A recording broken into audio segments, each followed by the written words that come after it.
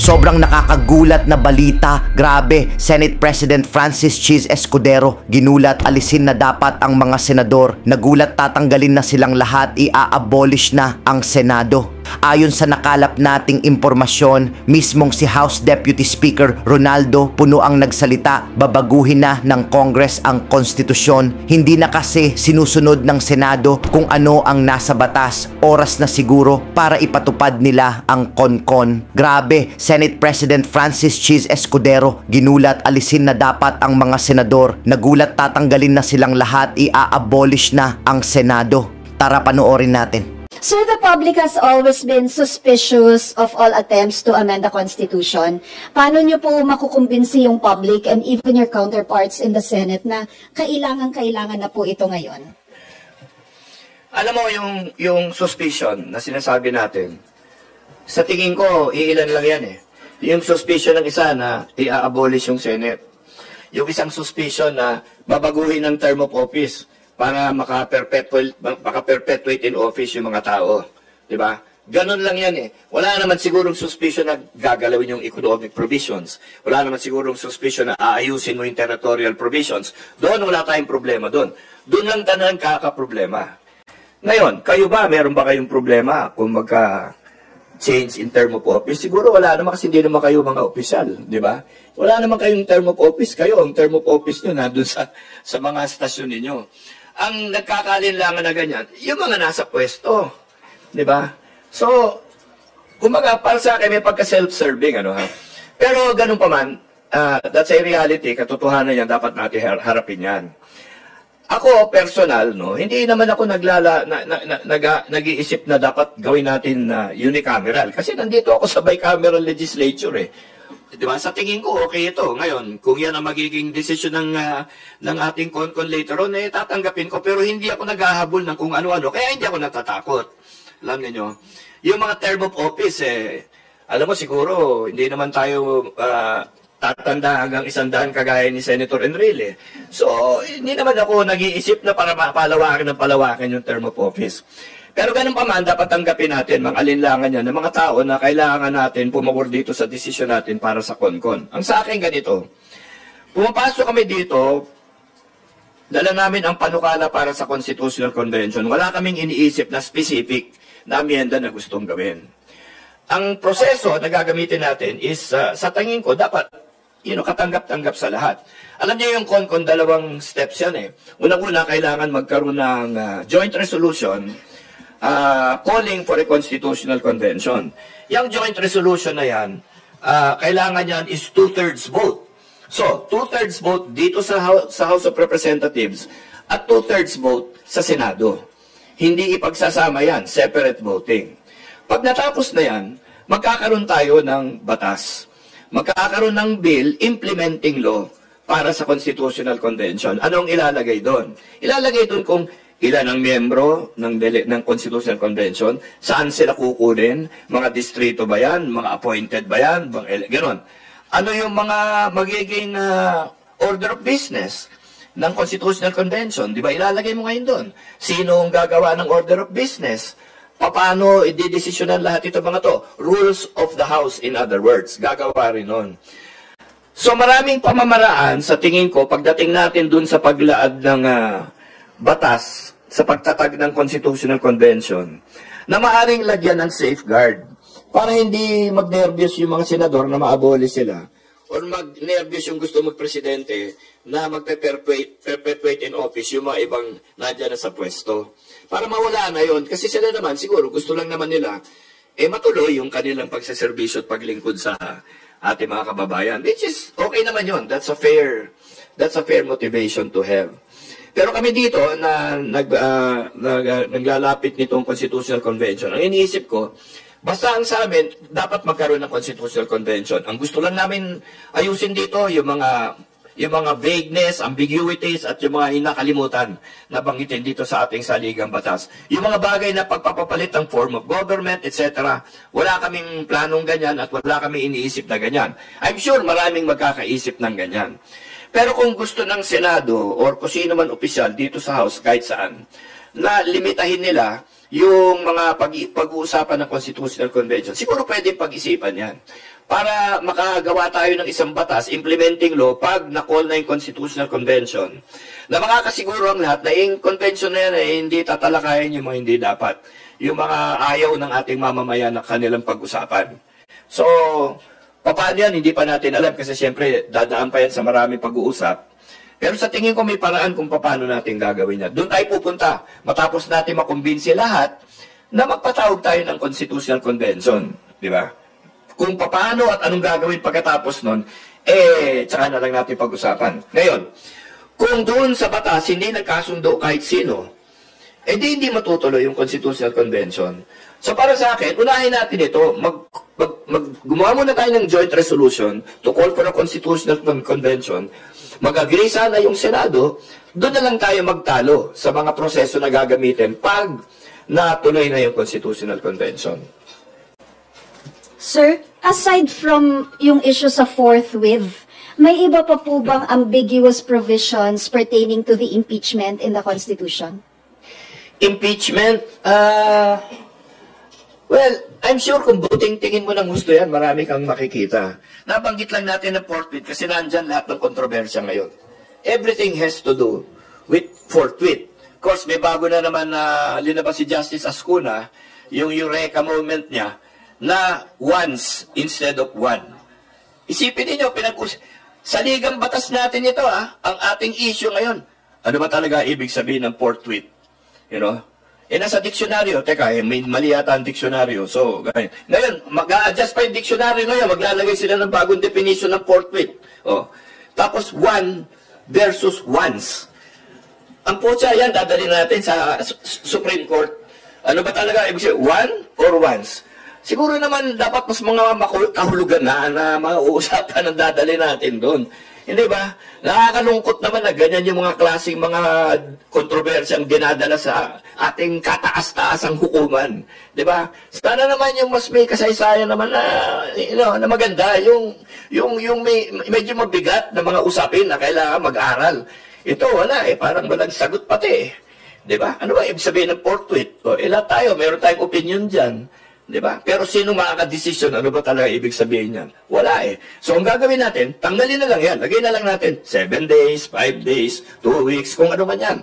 Para alam natin kung ano talaga ang intensyon ng impeachment sa saligang batas. Hindi ba? Hi, good morning po, DS Puno. Sir, unahin ko lang yung follow-up. Nabanggit niyo po yung forthwith. Sa privilege speech niyo rin po kasi kahapon, nasabi niyo na while the forthwith was intended to signal urgency and mandatory action, its implementation has been repeatedly delayed, sidestepped, or redefined.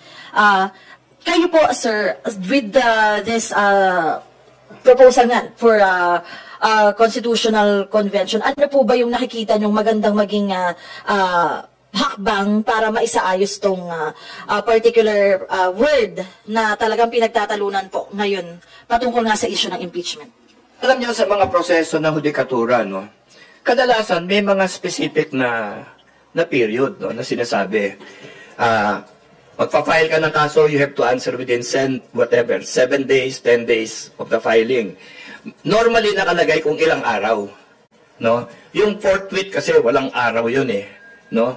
So, dapat siguro sa mga provisions ng ating saligang batas relative to impeachment, sa mga darating na panahon, ilagay na natin yung mga period, parang katulad na kahit anumang proseso sa husgado, di ba? Lagyan natin ng araw, pagka nag-file yung Congress dito, kailangan within 7 days, umpisa na yung hearings. Ganon. Kasi pag malinaw na 7 araw, 7 araw yun. Yun, mahirap na sigurong i-forthwith yun. Di ba? Pero ang problema kasi, maraming mga salita sa ating saligang batas, hindi sinasabi talaga kung ano ang specific na ibig nilang sabihin. So, yan. Halimbawa, yan. Sa impeachment talaga, ang magiging panukala namin dyan, ilagay yung period. Talagang ilang araw, ilang oras, ilang linggo, talagang malinaw para wala nang pag-uusapan na kung kailan ba talaga yan. Di ba? Opo. And last na lang po from my end, DS Puno. Kung matutuloy itong itinutulak nating Constitutional Convention, sa inyong palagay, paano mas isusulong yung accountability sa government at paano mas ma-pursue yung mga katulad ng impeachment or other measures para talagang magkaroon ng accountability sa mga opisyal ng gobyerno, sa mga ahensya ng pamahalaan? Alam mo, accountability is a moving thing. Di ba? Accountable tayo dapat araw-araw. Hindi lang sa mga kung anong panahon. So, maraming mga proseso ang dapat ipasok dyan to ensure accountability. Yung impeachment ay isa lang yan. Ang impeachment kasi ilalagay yan sa mga taong, mga constitutional officers, no?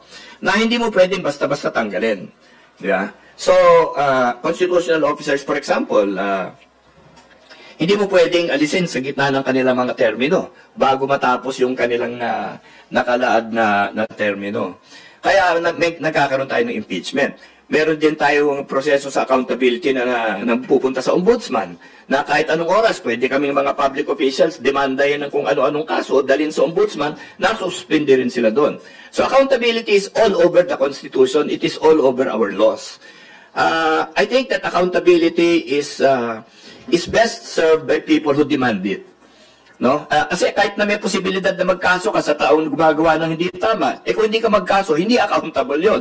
Kahit nandyan yung proseso na will allow you or enable you to demand and expect accountability, kung hindi mo naman itulak yung proseso, wala rin mangyayari. So, nasa ating mamamayan din yan na dapat gising sila, makikita nila yung nangyayari sa kanilang mga paligid at lalong-lalo na sa kanilang mga pamahalaan.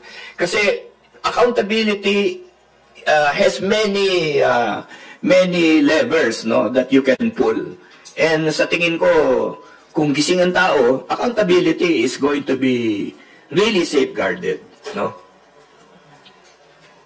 Sir, sorry, last follow-up na lang po. Ang pinanggagalingan po ay, kasi di ba, with the recent Supreme Court ruling, may mga nagsasabi na parang mas mahirap nang mapanagot yung ating mga opisyal. So sa inyong palagay po ba, kung maiko-correct yung mga nababanggit nga po nating malabong parte ng Constitution, mapapadali na ulit or mas magiging malinaw, mas mabilis yung proseso ng pagpapanagot sa ating mga opisyal na nagkakasala sa batas? Yung accountability issue, wala naman issue dyan sa ombudsman, halimbawa no? Wala kang naririnig na nakakalusot doon. Siyempre, unless nagkandaloko-loko yung investigasyon, di ba? Pero, ang ating impeachment kasi dahil nga sa malabo yung pagpapabigkas ng salita ng ating saligang batas, talaga hindi mo alam kailan ang deadline nito. So, gulong lang ng gulong ang proseso. Tanong dito, tanong dyan, palit dito, palit dyan. Kaya nagkakaroon ng pakiramdam na, teka muna, parang hindi na yata nagkaka-accountability dito, puro proseso ang pinag-uusapan. Diba? Nagtatalo tayo, hindi sa kung anong kasalanan o hindi kasalanan, kung hindi kung ano yung paraan at hindi paraan. No? Which hindi naman yan ang intention dapat. At tingin ko hindi yan ang talagang binalak ng ating mga gumawa ng saligang batas. So ayusin natin yan, para wala na lahat itong mga alinlangan na ganito. Opo, sir. Another topic po. Meron pong statement ngayon si Vice President Duterte. Ang sabi po niya, ilabas din siguro nila yung travels ng mga members ng House of Representatives bago sila magtuturo ng mga tao na constant travel. As Deputy Speaker po, how will you reply to that statement? Agree ako. Lahat tayo. Maglabasan tayo ng travel. May dalawang klaseng travel, official travel at personal travel. Yung personal travel, hindi binabayaran ng gobyerno. Official travel, binabayaran ng gobyerno. Personal travel, nandyan sa leave mo.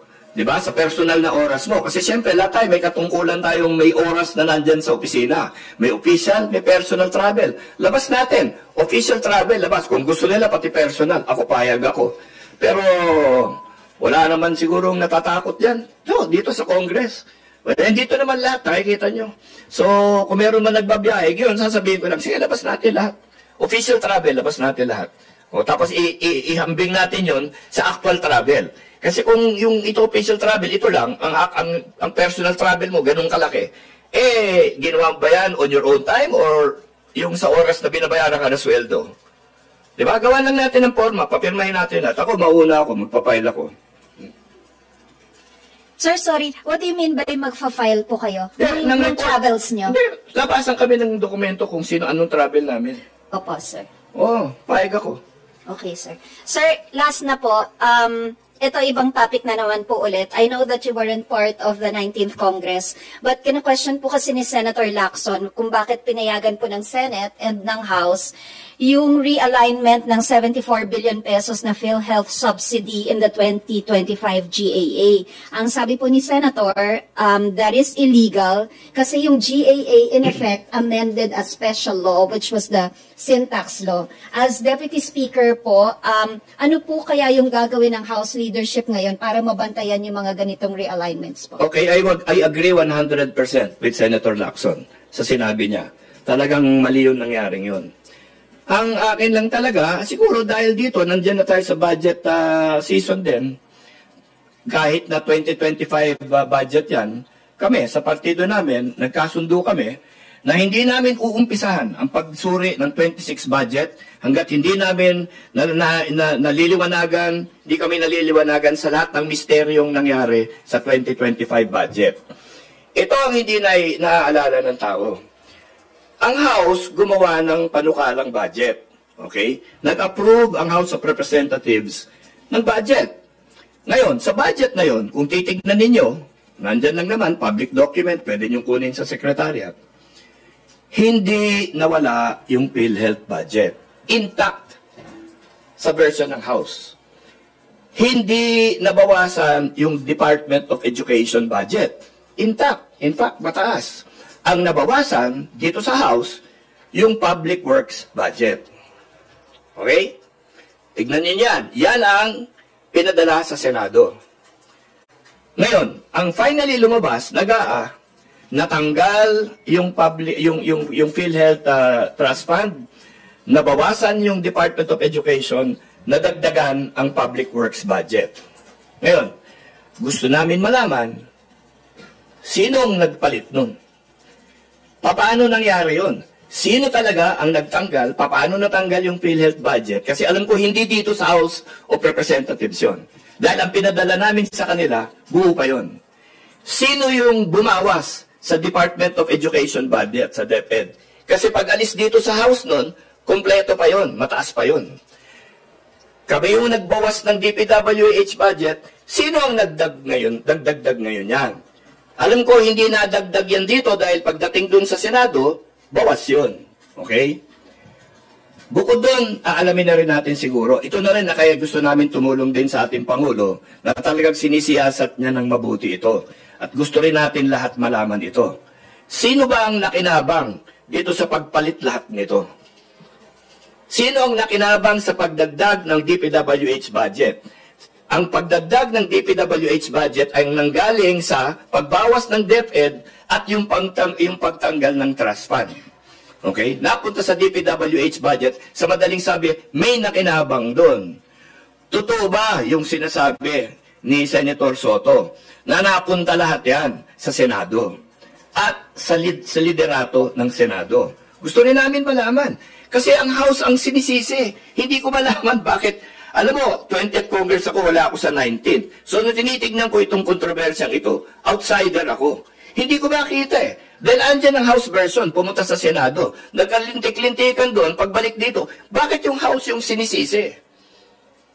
Okay? Gusto namin malaman yan. Kaya kami sa partido namin, hindi kami papayag magumpisa yung pagsusuri ng 26 budget hanggat hindi pa naliliwanagan lahat ng misteryo, mga himala na nandito sa 2025 budget. Yung mga kasama, yung mga tinatanong ko. Sir, how will you make the senators who are involved accountable for this? How? How? May pwede bang ikaso sa kanila? Or may pinag-uusapan na po ba yung partido nyo na pwedeng action? Ang partido namin, gusto lang namin maintindihan at maliwanagan sa anong nangyari. Hindi naman kami korte, hindi kami branch ng ombudsman, di ba? Ano lang kami, House of Representatives, representatives of our district, and our districts want to know what happened here. Yun lang naman. Now, I'm sure the Senate has its own processes on how they will discipline their own members if their members need to be disciplined. Beyond that, you know, there are the normal judicial procedures that can be entered into whenever there is wrongdoing. Pero sa amin ngayon, ang amin lang gusto mangyari is maintindihan natin lahat. Paano nangyari lahat yan? Thank you, sir. Thank you. Thank you, Tina.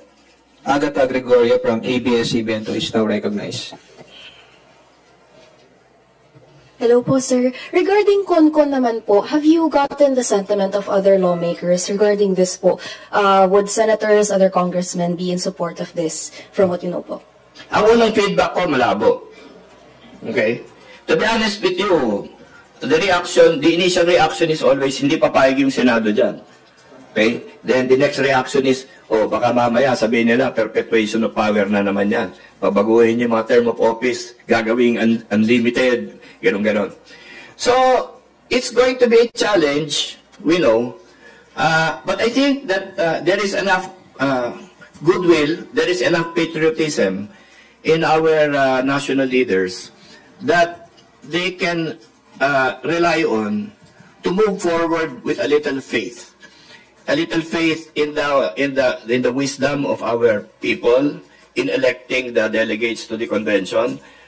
Faith in all of our citizenry in their ability to prevent abuse by being vocal and by being vigilant. So, andun kami sa, alam namin mahirap ito, pero wala namang madaling siguro na dapat habulin natin ngayon kasi ang mga suliranin natin medyo grabe. Kaya kung may mga mahirap na kailangan gawin, subukan pa rin natin. But in answer to you, it's not going to be easy, honestly. And in relation po to the issue with forthwith, nabanggit nyo nga po na better to have a period.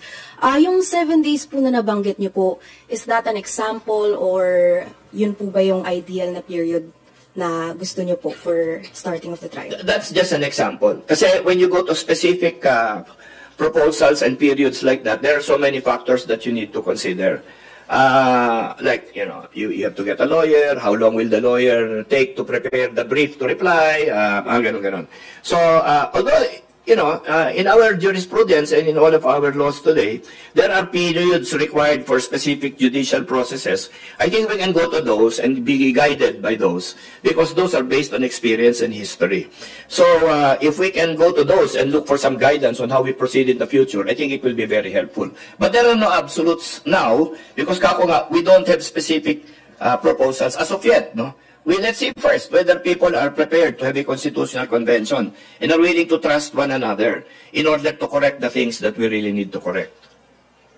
Thank you po. Thank you. Thank you, Agatha. We will now proceed with the questions from Rosalie Cas of UNTV. Good morning po, DS. Kanina po nabanggit niyo po na hindi kayo papayag maumpisahan yung pagsusuri sa 2026 budget hanggang hindi naliliwanagan dun sa mga issue sa 2025 budget. Ano pong ibig sabihin nito? Pinagpapaliwanag niyo po ba yung Senado dun po sa mga nabawas at nadagdag sa 2025 budget dahil nabanggit niyo rin po kanina hindi galing sa House yung pong mga amendments na malalaki dun po sa 2025 budget? Mahirap i-prejudge, no? So, bagamat alam natin na hindi galing sa Kongreso yan, hindi ko masasabing Senado ang gumawa niyan. Kasi malaki rin ang Senado, marami naman senador. So, titingnan natin.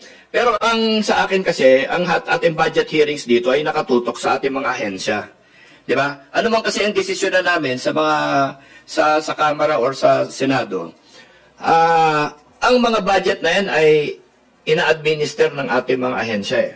Ang haharap sa amin dito sa Kamara ay yung mga DBM, DPWH, sila yung tatanungin namin, di ba? Kasi siyempre alam din nila 'yan. Okay? So, dalawang bagay 'yan eh. Sinabi ko, aalamin natin paano napalit, sinong pumalit, di ba? Hindi kami pwede magpatawag ng mga senador siyempre dahil interparliamentary courtesy. Kuminsan parang wala ng courtesy, pero may interparliamentary courtesy pa rin dapat, no? So, siyempre, we cannot summon them or they cannot summon us. Pero ang gagawin natin dyan siguro, tututukin natin sa sinong nakinabang. Kasi baka yan malalaman natin sa mga ahensya. Di ba? Ang ating Pangulo ay nag-umpisa na sa magandang umpisa dito eh.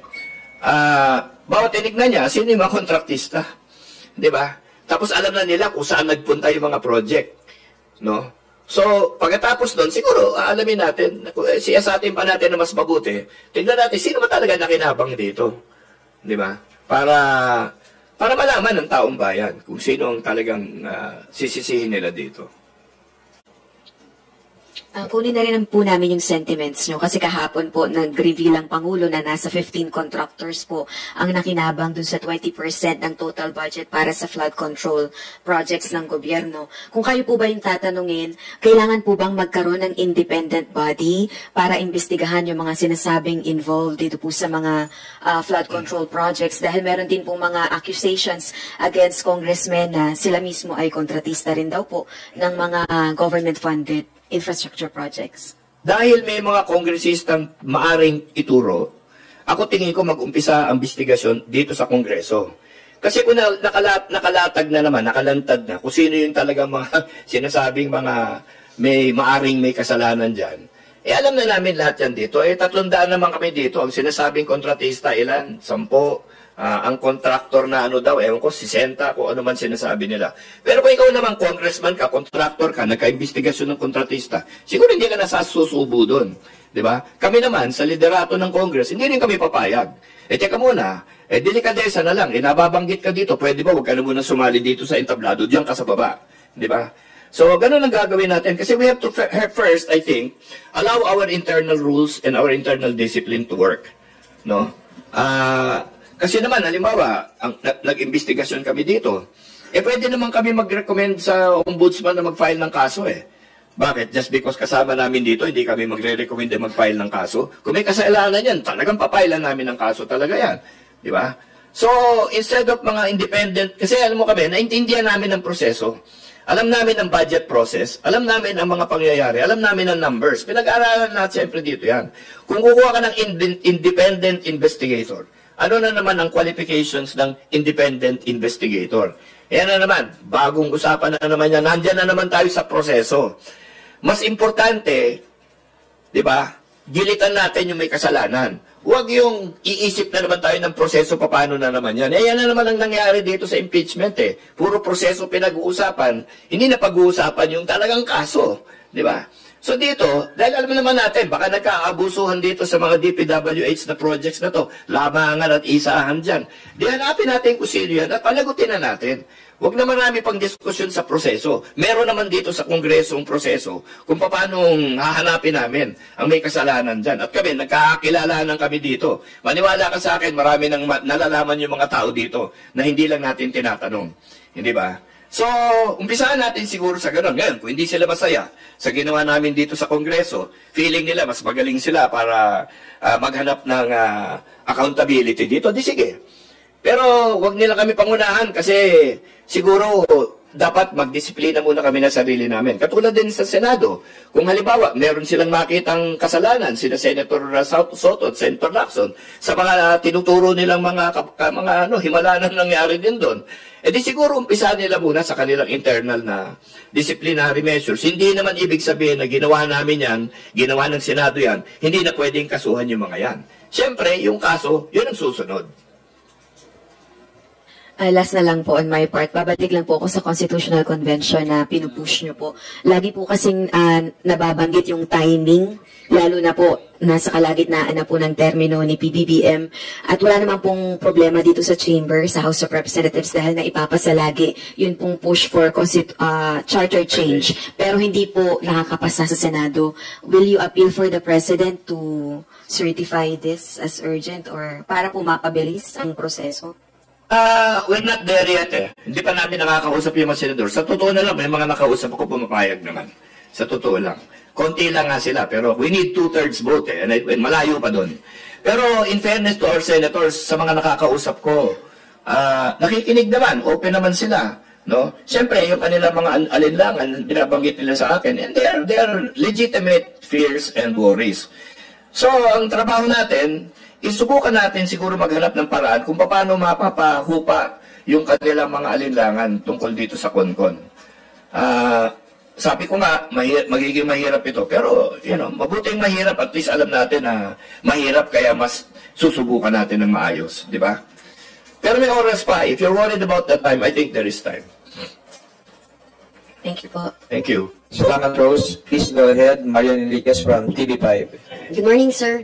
Sir, may statement daw po si Senator sa SP Cheese Escudero. May demolition job na ginagawa laban daw sa kanya at ang nasa likod daw po niyan, taga-kamara na gusto raw na matanggal si Cheese bago mag-file ng susunod na impeachment. Gate po ni Cheese, wala siyang kinalaman doon sa nasabing contractor at nakuha raw nito yung marami sa mga kontrata bago pa siya maging senador ulit. At sa mga kontrata daw na nakuha ng kontratista noong senador na si Cheese, wala rin daw kinalaman sa Escudero at paninita pa rin ni Escudero bakit yung 1% daw ng 550 billion worth of flood control project yung inuusisa at hindi yung 90% ng 550 billion. Bakit daw hindi yung mga contractor galing kamara ang ginagawa ng storya? Bakit daw siya?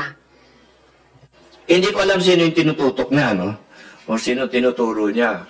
At saka hindi ko alam anong demolition job ang sinasabi. Dahil kung binabanggit niya yung mga lumalabas sa Facebook na kontratistang nagko-contribute daw, major contributor sa kanyang kampanya. Ako personal, hindi ako naniniwala eh. Alam mo yun? Kasi malay mo kung sino yun eh. Tingnan ko yung pangalan eh, hindi ko naman kilala. Alam mo yun? So, hindi natin alam. Pero wag na siyang masyadong kabahan siguro sa mga online. Ang tignan natin yung talagang yung totoo, no? Yung mga sinasabi, di ba, ni Senator Soto, yun ang paliwanag niya. Doon sa kanila. Huwag dito sa amin dahil kami tapos na kami. Diba? Hanapin ngayon namin sino may kasalanan dito sa Congress. Basta ako, kumbinsido ko, walang nagbago dito sa yung mga rinireklamo ng ating Pangulo na sinasabi niyang masamang nangyari sa budget. Walang nanggaling dito sa Congress doon. Yan ang 100% sure. Kasi nasa dokumento nandun sa kanila Ito yung dokumento na sinabit ng Congress. Lahat ng sinasabi ng Pangulo natin na wala sa lugar, wala doon sa version ng Congress. Di ko nga alam, 6 na buwan na to, laging Congress ang sinisisi dyan sa mga problemang ganyan. Wala pa ako dito, kaya hindi ko nakakapagsalita, pero tinitignan ko, hindi ko maintindihan. Bakit Congress ng Congress ang tinuturo, lalo na yung Speaker. Nandito na ako So may access na ako sa dokumento. Lalo akong naniniwala ngayon na walang kasalanan talaga yung ating Kamara dyan sa mga nangyaring pagbabago sa budget at pagtanggal ng PhilHealth Trust Fund, yung pagbawas ng DepEd at yung pagdagdag ng pagkalaki-laking pondo sa DPWH. Gusto ko na lang malaman ngayon, dahil makukuha namin yung inventory ng mga proyekto na yan, sino yung contractor dyan, saan napunta yan. Tama yung may presidente, may ghost project ba yan? Ay naririnig namin meron. May duplikasyon ba yan? Naririnig namin meron. Maraming sinasabi si presidente doon sa kanyang press con kahapon, yung kanyang briefing sa ating mamamayan kahapon, na sa tingin ko nakakabukas mata talaga. No? And para sa amin dito, nagkakaroon kami tuloy ng lakas ng loob, no? Na talagang habulin yung mga katotohanan diyan. So, yung demolition job, siguro banggitin niya kung sino specifically para magkaayos-ayos na sila. Masama yung pagka-blanket na sinisiraan ako dito sa Kongreso. Lahat kami tinatamaan, kaibigan ko si Senator Cheese Kung pati ba ako, nadamay na naman dyan sa akusasyon na yan. Hindi, walang ganyanan. Wag natin lalahatin. Siguro banggitin niya na kung sino yun, para at least magkasagutan na sila. Message niyo po kay SP Cheese. Yan na po yung message niyo kay SP Cheese, bilang kaibigan. May ano? Nasahin po kay SP Cheese. Basahin. Message nyo. Yes, sir. Yes, sir. Okay. SP Cheese Escudero, your friend. Hindi na kailangan yun, papambihira. Ako na naman ituturo. Baka mamaya magagalit sa akin. Hindi, sa akin lang talaga. Sinabi ko na, di ba? Kung meron siyang nalalaman, ituro niya na kung sino. Para hindi naman nalalahat. Sir, message. Kaugnay lang din po yan si Baguio Mayor Benjamin Magalong, no? Very vocal din po siya dito sa mga sinatawag nga pong kontratistang mga kongresista. And sinasabi po niya, even daw yung ginagamit ng mga mababatas, kahit yung mga asawa, o anak nila bilang peking contractor. Tapos may mga contractor ginagamit ng mga congressman daw bilang front. Meron din pa nga dyan, binibigyan daw ng royalty yung mga front contractor. Una-una, no, pag sinabi mong congressman, sapul yung Senate, sapul yung House, no? Pero kaya lang, ang tao, pag sinabi mong congressman, House ang tinitindan. Alalahanin natin na pag sinabing congressman, kasama yung Senado dyan. Di ba? Pero kay Mayor Magalong, alam nyo, si Mayor Magalong, matagal ko nang kilala yan. Nakasama ko yan nung ako nasa DILG at PNP siya, sa SAP at saka sa CIDG. Ano yan, maginoong tao yan, de prinsipyo at lahat. Ang narinig kong huling interview niya, sinabi niya na naghihintay lang siya, napatawag siya ng kung sinong gagawa ng inquiry dito para mabanggit niya lahat ng detalye na yan. Pero sa pagkakakilala ko kay Mayor Magalong, alam niya talaga yan. Alam niyo, hindi nagbabluff yan. Pag sinabi niyang may pangalan siya, may pangalan siya. Pag sinabi niyang may detalye siya, may detalye siya. So, ako, hinihintay ko rin. Ako, sabi ko para marinig ko anong sabihin ni Benji. Dahil, alam mo, isa yan sa mga dapat talagang pakinggan natin. At ako, siguradong papakinggan ko siya. Sir, ano pong asahan namin kayo po bilang as Deputy Speaker and matagal nyo na rin po kilala si Mayor Magalong and yung sinabi po nyo na hindi po nang bluff yan, hinihintay nyo po kung sino yung mga papangalanan niya. Kayo po ba, will you be supporting kung ano po yung mga ilalabas niya ebidensya and wala pong sasantuhin kumbaga ang liderata ng Kamara? Siyempre, si Mayor Magalong, kasi galing sa CIDG yan, pag magpipresenta ng ebidensya yan, ready for filing yan. Diba? Kasi sa CIDG, ang papel ng CIDG sa PNP, sila naghahanda ng mga kaso. Sila gumagawa ng case build-up. So ano kaya ang ginagawa ni Mayor Magalong ngayon? Ako, I'm just speculating, di man lang kami nag-uusap pa recently. Tingin ko may case build-up siya dito sa mga ganito. Kasi marami siyang binabanggit na porsyento, binabanggit niya na hinukay dyan, imbis na 6 meters, 1 meter lang. May detalye talaga. At pag binanggit niya yung detalye yun, sigurado ako, may ebidensya siya doon. So naniniwala ako kayo, sir, na meron nga pong mga sa 60 plus daw ng mga kongs or yung mga sinasabi po niya, yung claims po niya na may mga kongresistang kontratista. Kong and senators, yes. Huwag natin kalimutan, lagi may senador pag sinabi mong Kong. Alright. Sir, let's go to about impeachment naman. Sorry sa CONCON. Sir, sinabi mo na you mentioned gawa muna ng joint resolution for CONCON, doon na lang magtalo yung Senado at Kamara kung paano yung proseso na gagawin. Pero sir, gaano po kayo ka-optimistic na, magkakaroon ng pondo para dito, lalo na sinasabi nga, and nagiging pag-CONCON po kasi sinasabi nila kailangan paglaanan tayo ng pondo when in fact, sinasabi na economic managers, napakalitan lang po ng fiscal space natin, wala tayong budget, kumbaga, kung another budget for that, and paano rin po natin masasabi nga na makakapag-reach tayo rin, kumbaga, doon sa point nga po na yung Senado at Kamara maaaring magkasundo when in fact, yung recently na lang pa yung wage hike, hindi po nagkasundo sa kung 100 o 200 pesos. Paano po kaya, sir?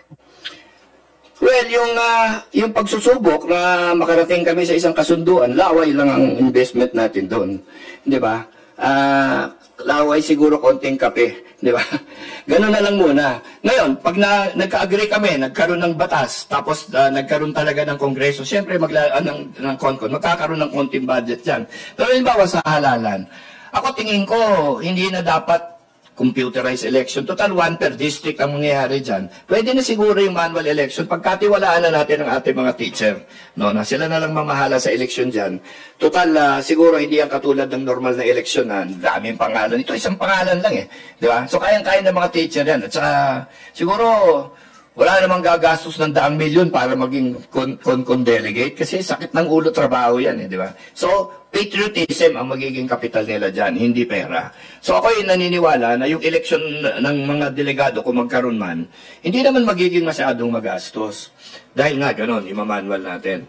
Ngayon, yung pagka nandun na sila at mag-ooperate na yung CONCON, hindi naman tayo gagawa ng bagong building. Marami naman sigurong building na pwedeng pasukan ng mga 300 na tao or 400 na tao na magiging kasama dyan sa CONCON. Hindi naman 5 taon yan. Lalagyan natin ng limit yan. Halimbawa, 1 taon. No? Dapat tapos na yung trabaho nila. Diba? Kasi sa akin kasi, wala naman masyadong debate. Grammatical error nga yung papalitan natin, yung ayusin natin, yung mga ambiguous, mga double meaning, tatanggalin natin yun Hindi naman, editing lang yan muna. Hindi naman masyadong maraming substantive changes. Ngayon, kung yung senador at congressman gusto nila maglagay ng economic provisions, kung ano man yan, tsaka na yun. Pero sa tingin ko, hindi magiging masyadong mahal yan dahil hindi nga permanente. Yung CONCON, 1 taon lang yan. Hindi katulad yan Senado, Congress, talaga handa ka sa mahaba ang panahon na gagawin nila. Kaya tuloy-tuloy yung secretariat, walang patid na serbisyo yan, kahit na walang session.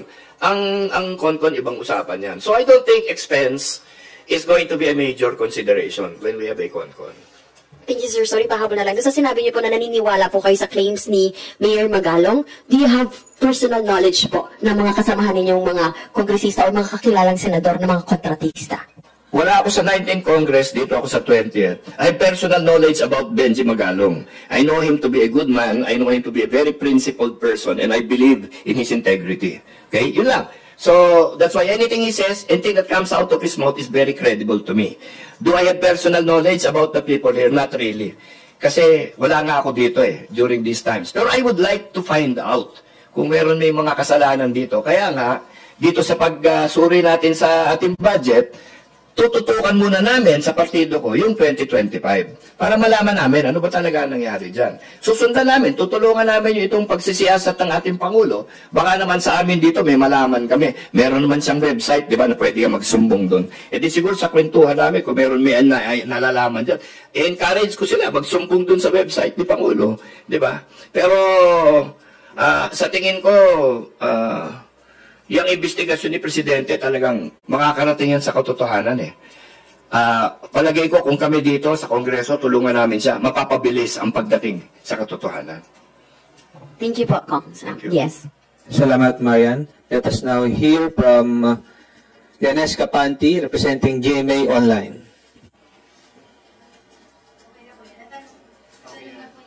Oh. Okay, thank you. We will now go to Milky Rubanan from DCRH. Good morning, DS Puno. Morning. Yes, the question now is the timing because it's already budget season. So, ano po ba ang timeline ng Congress para agad na masimulan ang pagtalakay sa joint resolution para talakayin ng CONCON? Ang proseso niya ngayon, na-refer yung aking speech kahapon sa privilege speech sa Rules Committee. From the Rules Committee, i-refer din nila yan to the corresponding committee, probably the Committee on Constitutional Amendments. Pagdating sa Constitutional Amendments, mag-uusap-usap kami, we will report to Chairman Rufus Rodriguez. Siguro mag-uusap kami ni na Congressman Garbin para tignan namin kung paano namin marireconcile yung aming proposals. Kasi siyempre, ideally, isa lang ang ilalabas ng Committee on Constitutional Amendments. Lahat naman kami, pare-pareho yung isip namin. We want the same thing. So the only question is, how do we proceed to get what we want? No? Ako tingin ko, magkakasundo kami dyan. Kasi lagi naman sa House, madali lang magkasundo. As we continue to do these things, siyempre, may consultations kami with mga relevant people in Congress. Alam natin na si Senator Robin Padilla nag-file din ng joint resolution asking for the same thing. Kaya lang hindi ko alam, nung last nakausap ng ibang kaibigan ko si Senator Padilla, sabi niya, nag-iisa lang daw siya doon sa kanyang panukala. But ako, may nakausap ko informally na iba. Tingin ko, open naman sa ideya. Depende kasi sa specifics niyan. No? Sa tingin ko dito, dapat mag-umpisa yung pagkakaintindihan ng Senate at saka ng House. Wala kaming ilalagay dyan, wala kaming ilalabas na panukala na hindi namin sila kinukonsulta. At least some of them. No? Si Senator Soto narinig nyo na he's in favor of constitutional amendments. So sa tingin ko nagkakaroon din ng sentimento dyan sa Senado na baka talaga napapanahon na ito. Lalo na, di tayo pwedeng takbo na takbo sa Supreme Court every time di tayo magkaintindihan You know? Tapos ang pinag-aawayan natin, salitang isa. I mean, parang nakakalungkot na ganyan ng mga national issues natin. So anyway, gaano katagal? Susubukan natin na at least yung sa House portion, matapos natin in a very short time. Pero ayaw din namin na ginagawa namin to, pinapaspasan namin to, na hindi namin at the same time sinusuri ang mga, siyempre mga pakiramdam din ng ating mga senador at kanilang mga opinion. So, sama-sama yung mga trabaho na yan. Malaking trabaho yan kasi maraming diskusyon yan. But, totoo, we have to convince the senators that we are sincere in our effort to come up with a constitutional convention that will unite rather than disrupt. Okay? We want to unite the houses, not disrupt the houses. We want us to be together in this proposal. So, hanggat hindi pa sila more or less pumapayag, sa tingin ko, hindi muna namin ipipuwersa. Kasi joint resolution nga di ba? You admitted kanina, DS Puno, na this bill might have a rough sailing in the Senate because of the current relationship now of both houses. Kung sakaling dumating na pag-uusapan na yung joint resolution, ano po yung mga pwedeng pag-asa to the Senate to reconsider it? Well, hindi ko ikikwento lahat kasi I'm in conversations with some of them already regarding this, no? Pero, bottom line, we have to address their concerns. Kailangan number one, walang gulatan na hindi sila ma-hijack. Alam niyo, ang laging sinasabi ng tao, pag nag-umpisa ka na ng CONCON, kahit ano pwedeng pag-usapan ng CONCON. Actually, hindi totoo yan. I don't believe that to be true. Pero let's see, no? I mean, kailangan medyo creative tayo from a legislative standpoint so that we can come up with safeguards that will stand juridical test, no? Kasi kailangan kung ano man ang mga solusyon na gagawin natin para walang gulatan dyan, hindi pwedeng gibain ng mga kaso, ng mga Supreme Court decisions, ng mga whatever, no? Mga presumptions to the primacy of a CONCON because of the plebiscite. Dapat, i-navigate natin lahat yon para at least kung may sinabi kami sa kanilang, hindi natin dadalhin itong CONCON sa ganyan, makakapagtiwala sila na totoong sinasabi namin. Thank you. Salamat, Milky. Next is Big Sumintak from Net25. Bruce po, magandang hapon po. Umaga pa pala. Sir, just a follow-up lang doon sa layunin ninyo sa CONCON na aminado naman kayo, rough sailing siya, mahirap kasi since time immemorial nung planuhin ng pag-amyenda sa Constitution, hindi talaga nagtagumpay, di ba? Kasi ang sabi nyo nga, walang gulatan dahil once na inopen natin ang pag-amyenda sa Constitution, may kasabihan para tayong nag-open a can of worm na beyond our control. Especially, elected CONCON delegates ang tatalakay. So my question is, ano yung convincing move or word na may assure natin sa taong bayan na yun nga ang masusunod, na hindi magda-divert yung mga CONCON delegates doon sa layunin sa pag-amyenda sa saligang batas? Thank you. Magandang tanong yan. Ano? Kasi kung titignan mo, mula nung 1987 hanggang ngayon, halos bawat Pangulo nagpo-propose ng CONCON, CONAS, kung ano na yan. Kahit isa, wala pang pumasa. Kahit isa. So doon pa lang sa calling for a constitutional convention or calling for a constituent assembly, wala nang pumasa. Diba? Doon pa lang, patay na eh. So, ang tingin ko, hindi tayo nakarating dun sa lugar na pwede natin sagutin yung mga tanong mo. Okay? Kasi yung mga tanong mo have to do with paano yung i-implementin yung CONCON. Di ba? Ilang delegado yan? Gaano kadalas mag-meet yan? Gaano katagal yan magiging CONCON? 1 year, 2 years? Mga detalyeng ganun.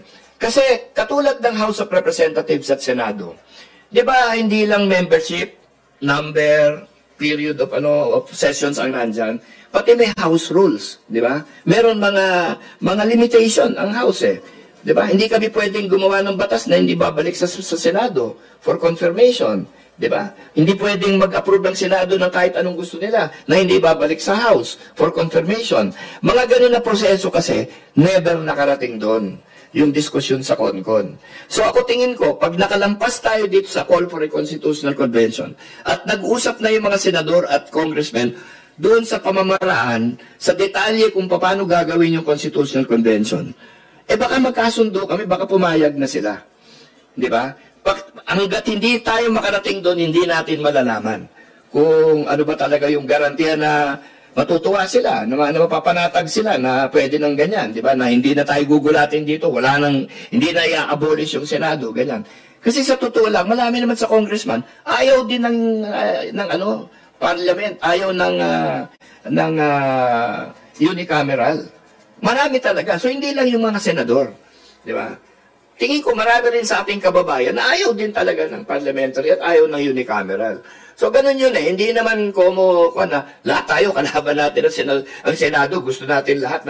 Hindi rin ganun yun eh. So, pero hindi natin alam yan kasi hindi tayo nakarating doon sa batas na maglalahad kung paano matutuloy yung CONCON.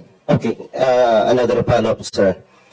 Alam naman natin na since time immemorial nga, tuwing tatangkain natin, laging may duda So, dito ba sa pinaplanong joint resolution ng both houses in the election of the CONCON delegates, lalagyan nyo ba siya ng safeguard na, ang isipan kasi ng taong bayan, ang tatakbo ka, mag-anak din ni congressman yan, kamag-anak din ni senador Lalagyan ba ng safeguard na with a certain degree of consanguinity, bawal tumakbo ito as CONCON delegates in order to protect yung sinasabing hinala ng taong bayan na interest din lang ng mga nakaupo dyan ang masusunod.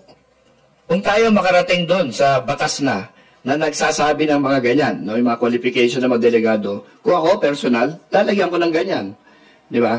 Pero ako nga, ang problema natin ngayon, never nakarating dyan. In the 40 years na pabalik-balik na proposal on CONCON, CONAS, PI, kung ano-ano, walang nangyayari, never nakarating doon. Sa kung ano magiging itsura, ano magiging pamamaraan, ano magiging proseso ng ating CONCON. Kailangan lumampas muna tayo dito sa magka-agree ang Congress at Senado na gumawa tayo ng CONCON. Kapag nag-agree ng gano'n, hindi nang automatically magkaka-CONCON na. Kailangan after that, gagawin yung batas na magsasabi at magsasagot dito sa lahat ng mga tinatanong mo at siguro sa lahat ng mga tinatanong ng taong bayan din natin. Na paano magiging sigurado sila na ito hindi magiging walang yan ito. Sir, one last pramayan sa budget. Kasi sabi nyo nga, yung partido ninyo, hindi kayo, kumbaga, gagawin nyo ng paraan na hindi man nyo na matatalakay ang 2026 proposed national budget hanggat hindi naliliwanagan ng 2025 national budget.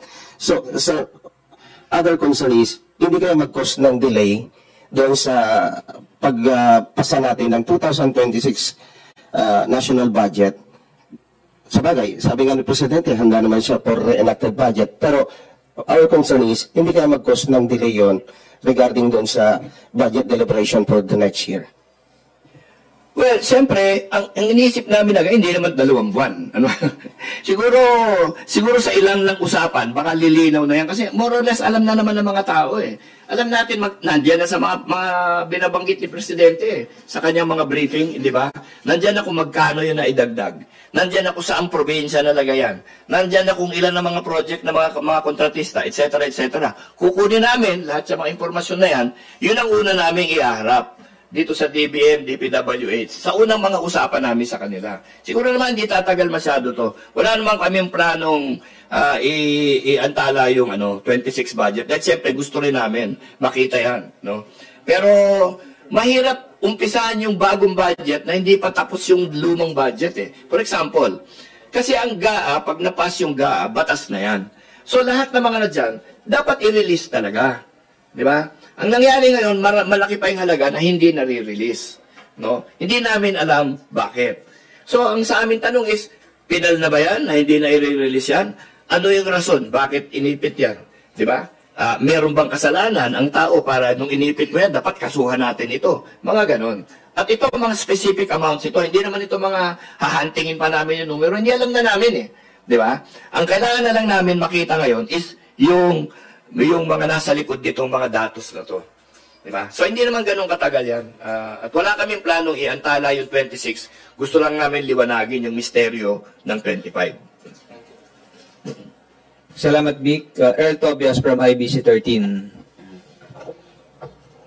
Okay na po. DS Puno, good afternoon po. Sir, balik tayo sa impeachment.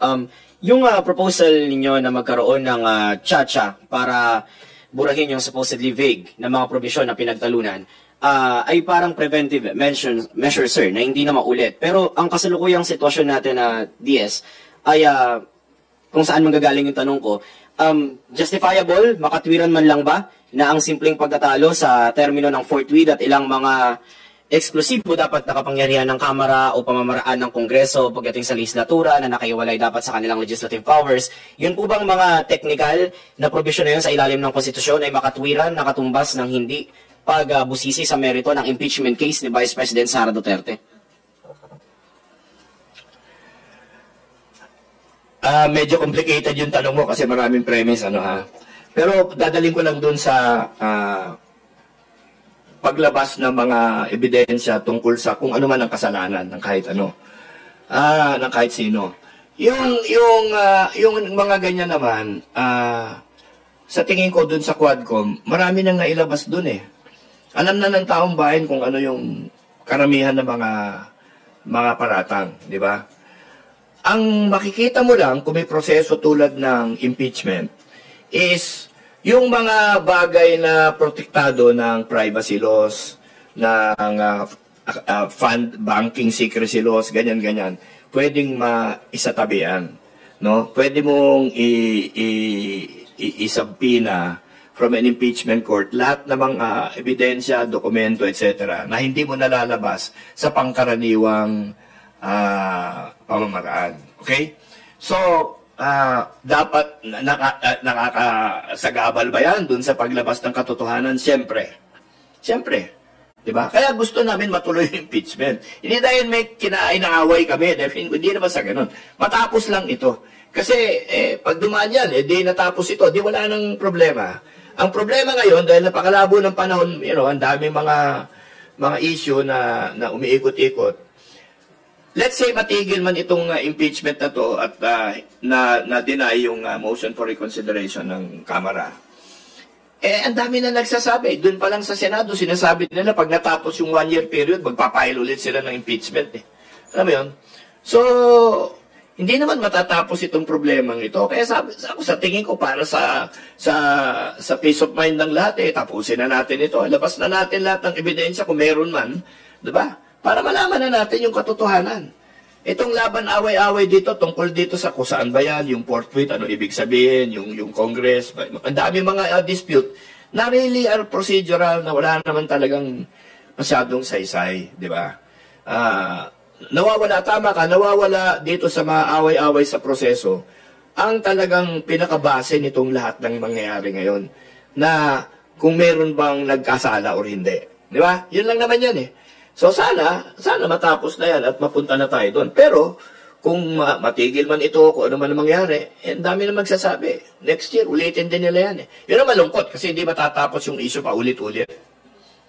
Sir, last question from my end. Bilang yun na rin po yung naging sagot niya as part of the House leadership, susuporta po ba kayo sa refiling ng impeachment case ni Vice President Sara Duterte sakasakaling madina yung MR ng Kamara? Sabi ko nga, wala ako sa 19th Congress, andito ako sa 20th, pero pinanood ko yung mga Quadcom, no? Siguro, pag dumating ang panahon, susuriin ko yung ebidensya na hindi ko pa nakikita. At kung sa tingin ko, kailangan talagang ituloy yan. Siyempre, sasali ako doon. Pipirmahan ko talaga kung ano man impeachment resolution gagawin. Salamat, Earl. Gablalu from Philippine Daily Inquirer. Sir, good afternoon, sir. Yung dahilan po kung bakit gusto nyong i-amend yung Constitution is due to inconsistencies and ambiguities. But I just want to know, sir, if you are aware or kung totoo ba yung mga usap-usapan noon na nung ginagawa yung 1987 Constitution, the framers had a unicameral Congress in mind. And then, nag-shift to bicameral kaso hindi na-address yung mga words, yung terminologies. Tama po ba yun, sir? Yes, that's correct. Tama yun. Sinabi ko nga kanina yun. Kaya nga ang daming yung a vote of Congress, hindi sinabi kung Senator House. Majority of Congress, hindi sinasabi all members of Congress, hindi sinasabi kung Yun naiwanan yun Kasi nagmamadali na sila sa dulo. So, all of the mga previous provisions of the Constitution that applied to a unicameral, hindi nila na-correct. Kaya ngayon, dapat i-correct natin. Kasi, for example, binanggit ko kapon, JBC, Judicial Bar Council. Isipin niyo ang daming membro niyan. Yung Congress, 1 member. So, ang senador at yung congressman, o at yung representative, palit-palit every 6 months. Alam ko yan kasi Committee on Justice is with my political was with NUP Kaya yung aming representative, yung aming Justice Committee Chairman, every 6 months lang member ng JBC. Samantalang lahat ng ibang membro, tuloy-tuloy every year. The whole year sila hanggang matapos yung kanilang term. So palagay ko hindi naman siguro balak ng mga gumawa ng konstitusyon na yung halal na congressman or senator maging kalahati na ang kanilang termino sa isang appointed na abogado na rekomendado ng IBP.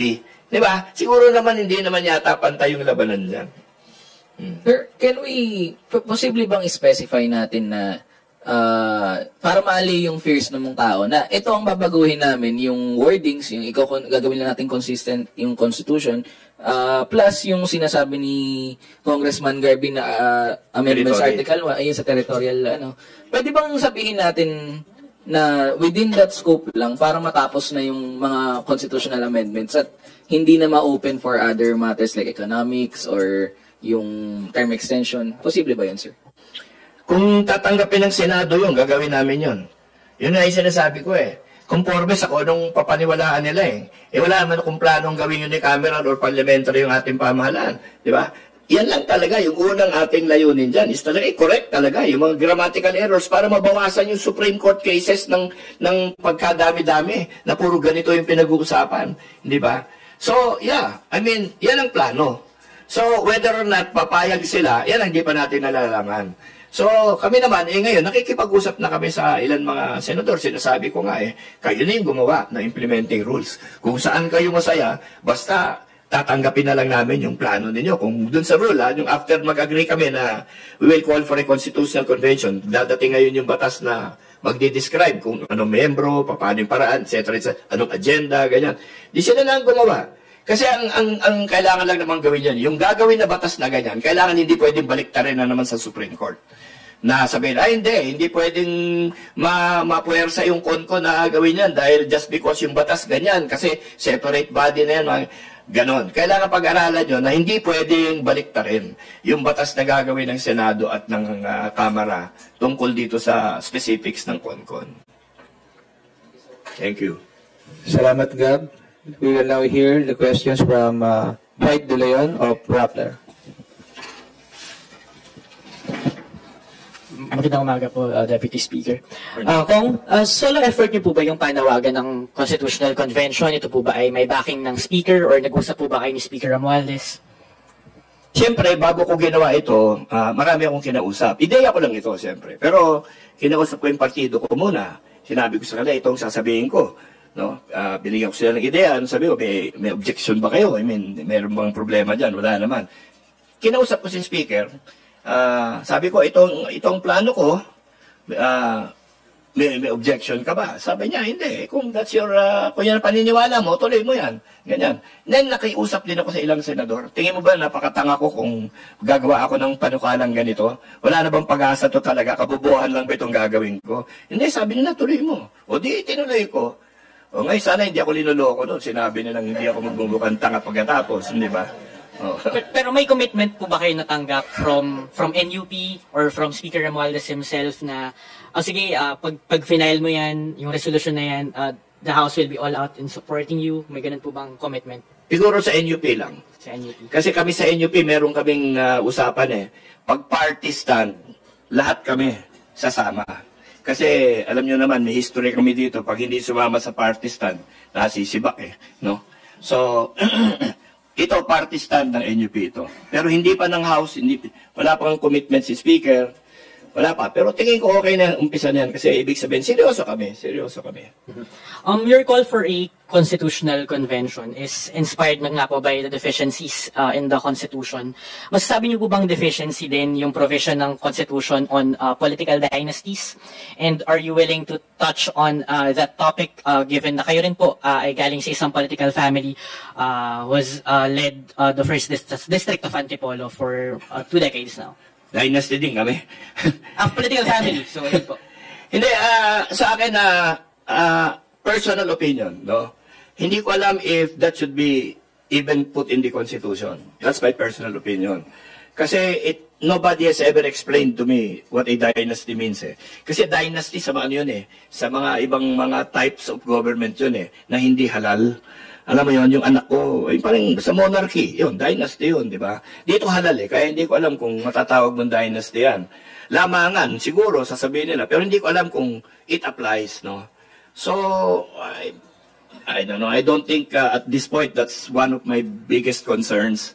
Kung meron silang opinion dyan, di pag-usapan nila sa konkon sa akin, okay lang lahat yan, kasi hindi naman, demokrasya tayo Wala naman na napasok sa posisyon nila dahil dinesisyon lang ng tatay Di ba? Na kailangan ng boto lahat yan. So, para sa akin, kung kahit nasabihin mo, hindi, pero dahil kontrolado nila yung lugar, ganyan, et cetera, et cetera. Sige, so paano mo pipigilin yun? Yung ginawa mo, naglagay ka ng term limits, tapos nangyari, asawa, anak lang pumapalit sa kanya. Kaya nagkaroon ng isip na dynasty talaga. Kung hindi mo pinagbawal yun, hindi mo nilimit ng 3 terms yan. Di siya pa rin lang siya kahit na 20 taon. Dynasty ba yun? Sa Amerika, marami sa mga senador doon namamatay na sa trabaho sa tanda. Alam mo yun?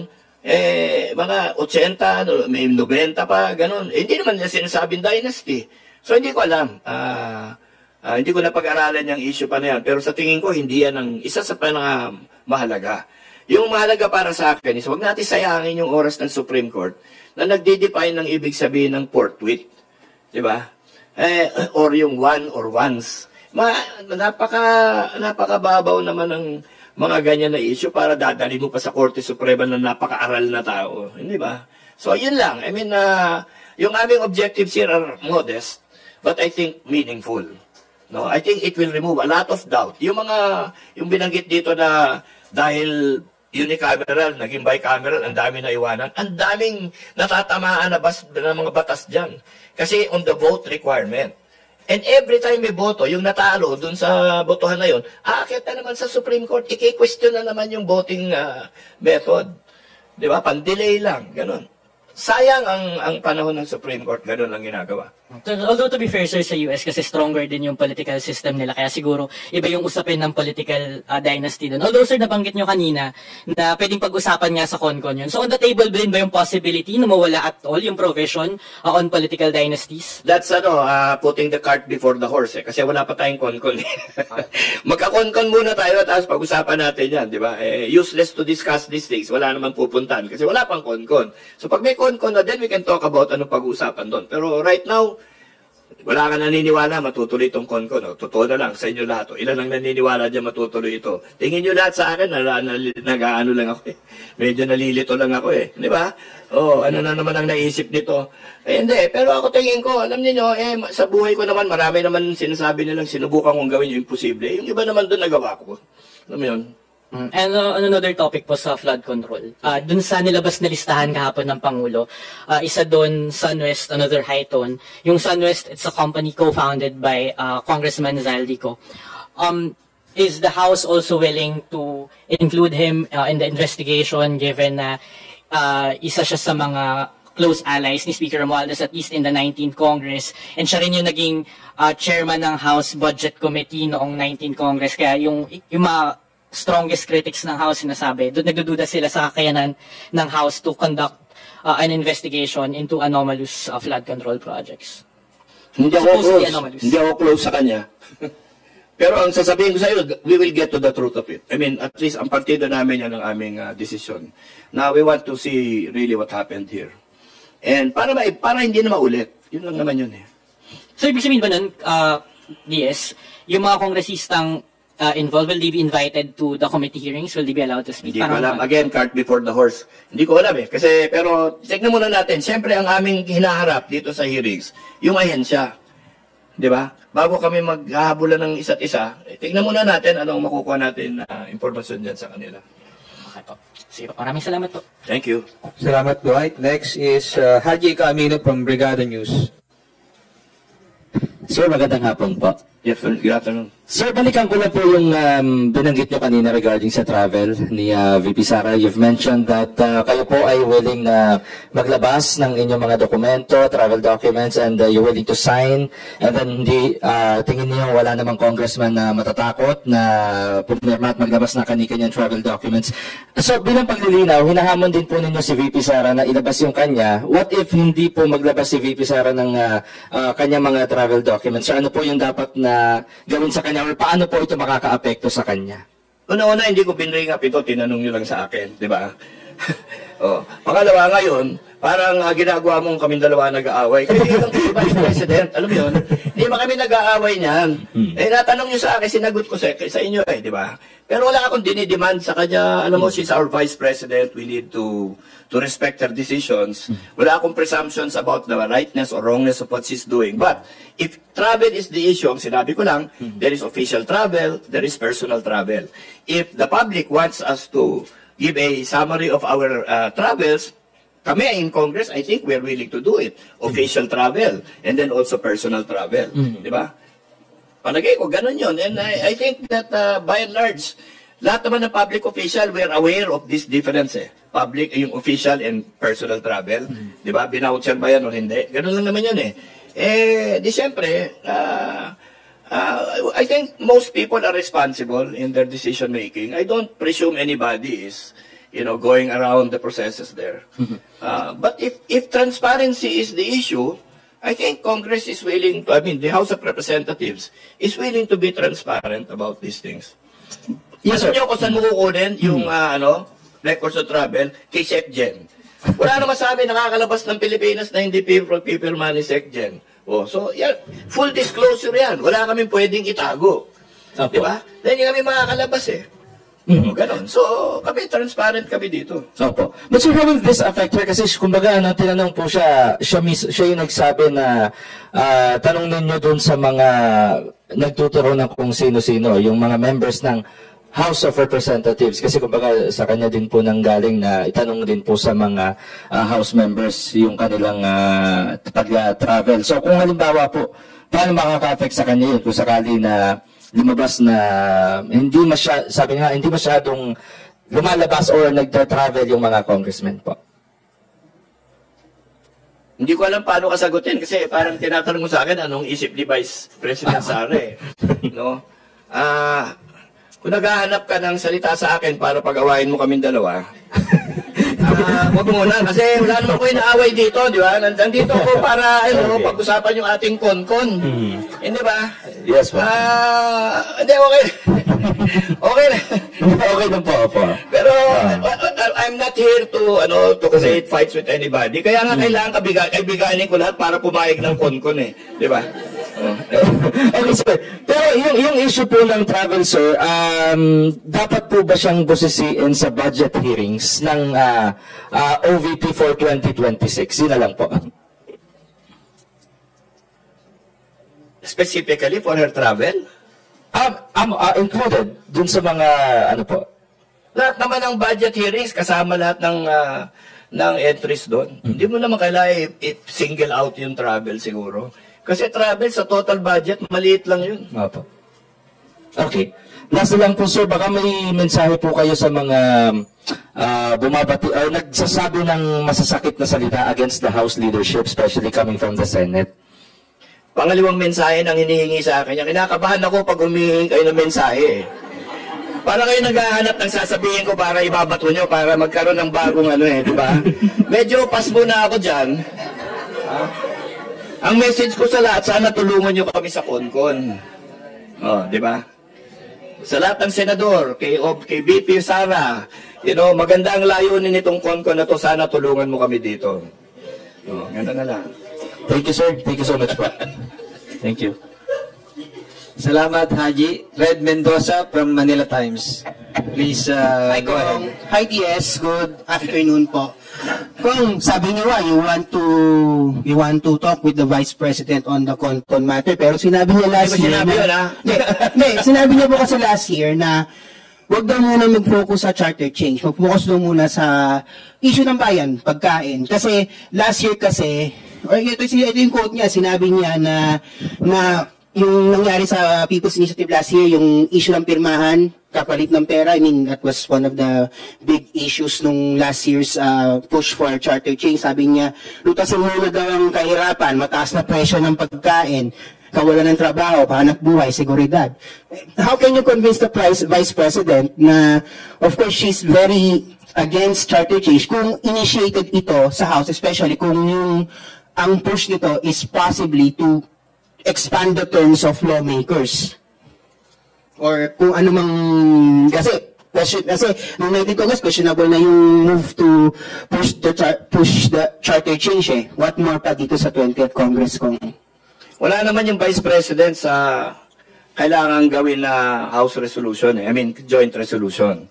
So I will be approaching the senators, and the congressmen, syempre, to get this joint resolution passed. So, yun muna, kasi sila naman ang involved dyan. Pero the Vice President has lots of supporters. And her message saying na wag niyong papayagan ng charter change means a lot to her supporters. Parang close ka na sa kanya, kaya tulungan mo na lang ako sa kanya. Hindi naman po, Kong. Thanks for the compliment, Kong. Hindi po tayo kinipisip. Pero, yun nga po, kasi, again, the Duterte supporters are very much against any move to charter change kasi nga, it might perpetuate, yun nga, they're scared of perpetuating anyone from the House of Representatives, Speaker Martin Romualdez. Kasi ayoko rin nagpe-perpetuate ng tao actually, sa totoo lang. Kaya pag may con-con tayo, sana hindi malagay yun din. Sana hindi masama. Ayan, that's clear. Kung lasa lang on my part, kasi may bagong survey ang Okta Research saying na medyo na unchanged yung self-rated poverty o yung kahirapan from 42% in April to 45% in July. Food poverty medyo tumaas from 35% in April to 43%. Ang sinasabi nila na medyo naghihirap sila. Pero yung self-rated hunger o yung sinasabing gutom sila, it's still stable, pero Mindanao had self-rated hunger dropping by 19 percentage points. Ibig sabihin, bumaba yung mga nagsabi sa Mindanao na sila ay gutom, self-rated hunger. So, comment lang po Kong, kasi of course, isa sa mga priorities ng House of Representatives is to resolve the crisis in food, hunger. Okay, this is a worldwide problem. Diba? Hunger is a worldwide problem. May mga problema in terms of how we will continue to produce enough food for humanity. Okay? So the Philippines is not an exception. We are a little more fortunate than the others because we have good natural resources. We have a strong agricultural tradition in our country, no? And people actually have a high level of working together. So it's a real problem. It will be always a problem. But dito sa atin ngayon, the efforts are being focused through the Department of Agriculture, which is being tasked with increasing production in places that production has dipped already. Alam niyo, yung rice production natin has been constantly dipping over the years. The number of farmers in the country has been constantly reducing. And all of this kasi, modernization has brought about opportunities for people that belong in the rural areas, and they are able to get better income, better opportunity, and a better future, actually, through education and through many things else. Kaya lang, it's good that right now the administration is refocusing on the need to constantly assure the people of a food supply. And then nakikita nyo naman, maraming bangga-banggaan dyan sa mga policy on whether you tax rice or you don't tax rice. You import rice or you don't import rice. We are the biggest rice importer in the world. Kaya, kasi tayo lahat, puro kumakain ng kanin eh. So that's why it has become the focal point of this battle against hunger. Pero it should not stop there kasi there are other things that we need to do and focus on in order to solve not just the hunger problem but the nutrition issues that our country faces. Kasi may kinalaman din yan sa future ng ating kabataan, whether they're going to have a brighter future because they better nutrition or not.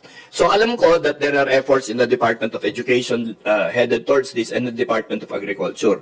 Kami dito sa Kamara, all we can do is applaud and cheer the good moves and try to go against the bad moves. So, ang gagawin namin dyan is, siyempre, we are going to question the Department of Agriculture on what their plans are to reply and answer to this.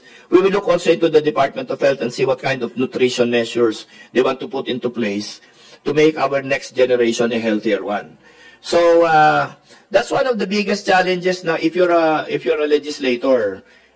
It's challenging, it's interesting, and it's actually inspiring kasi, you start talking about the future, you talk about the welfare of everybody instead of the definition of forthwith. That's it. Thank you, Kong.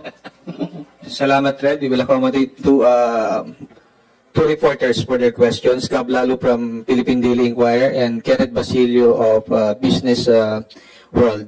Gab, please proceed. Sir, sorry, nakalimutan ko lang yung tanong. Kasi noong 2023, nung nagsisimulang pag-usapan yung charter change dito sa House, si former Chief Justice Renato Puno suggested hybrid con-con wherein yung may elected members and then appointed para raw hindi makapasok yung mga members ng dynasty lang. Agree kayo sa ganong proposal, sir? Ayan, natumbok mo. Kasi when we go to the mannerism of con-con, magandang tanong ni Chief Justice hybrid, elected, and appointed. Eh kung pwede ka mag-hybrid elected and appointed, baka pwede ka rin mag-con-con na bicameral. Di kaya? Pag nagkaroon ka ng con-con na bicameral, baka hindi na umangal yung mga senador. Di ba? So, yan ang ibig ko sabihin na pagdating natin sa modality of the con-con, and we're already talking, now that you have opened the door to a potential hybrid con-con, I don't think there is a hard and fast definition of con-con. Di ba? Pag sinabi mong con-con, alam mo na ba kung ano nandun? Hindi eh. It has to be defined by law. So if you can define con-con to be hybrid of appointive and elective, halimbawa, di ka naman ng bicameral din, why don't you appoint all the senators as ex officio upper chamber members of the con-con? Kung di natapos na yung kanilang mga alinlangan, di ba? Okay ka talaga. Napilitan mong ibulat-lat ko ngayon yung isang sikreto pa namin na sana at saka na lang pag-usapan. Pero, tama yun. The precise form of con-con, I think, is still subject to thought and deliberation. Ngayon, ikaw, bilang Pilipino, ano ang masasabi mo at reaksyon sa balitang ito? Mag-iwan ka ng komento sa ibaba at atin pong babasahin isa-isa.